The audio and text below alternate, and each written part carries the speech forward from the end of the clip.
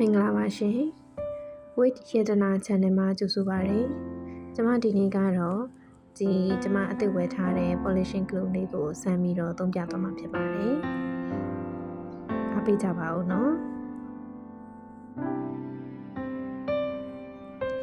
ဟုတ်ကဲ့မြင်တဲ့အတိုင်းပဲပေါ့နော်။ကျွန်မရဲ့ iPad လေးကတော့လက်ရာတွေနဲ့တော်တော်လေးထင်နေပါတယ်။အဲ့ဒါကိုကျွန်မ polishing glue လေးကိုသုံးပြီးတော့စူးစမ်းပြီးတော့ဖြတ်ပါမယ်ရှင်။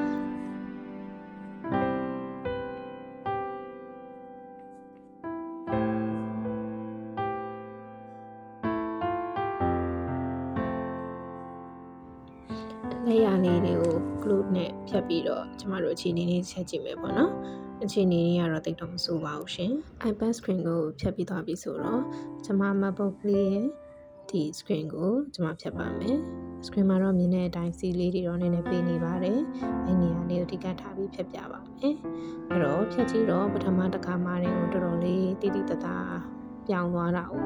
တွေ့ရှိရပါတယ်ခုရှိတာကကျမရဲ့ MacBook က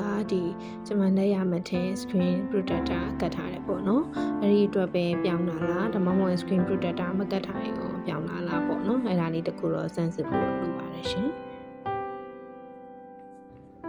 ပြီးတော့အသေးစမ်းလေးနဲ့ကျမရဲ့ဒီမျက်မှန်ပေါ့နော်မျက်မှန်မှန်လေးကိုလည်းကျမစမ်းပြီးတော့တုပ်ကြည့်ဖို့ idea ရတယ်ပေါ့နော်ဟိုဒီဟာနဲ့စမ်းတုပ်ကြည့်တဲ့အခါမှာ polishing glue ကနည်းနည်းလေးမာတယ်ပေါ့နော်မာတဲ့အတွက်ကြောင့်ကျမတို့ဒီအထည်ထိမရောက်နိုင်ဘူးပေါ့နော်တုပ်ပြီးတော့ကြည့်လိုက်မယ်ဆိုရင်လည်းဖုန်းလေးကြမ်းတမ်းမြင်ရပါလိမ့်မယ်အဲ့တော့အဆင်မပြေပါဘူးရှင်ဖန်လေးကိုတုပ်ကြည့်တာတော့ပြောင်းလဲလို့ခံစားရတဲ့အတွက်ကြောင့်ဒီကျမပေးရတဲ့ဈေးနဲ့မစိုးလို့ခံစားရပါတယ်ရှင်အဆုံးထိကြည့်ပြီးလို့ကျေးဇူးတင်ပါတယ်ရှင်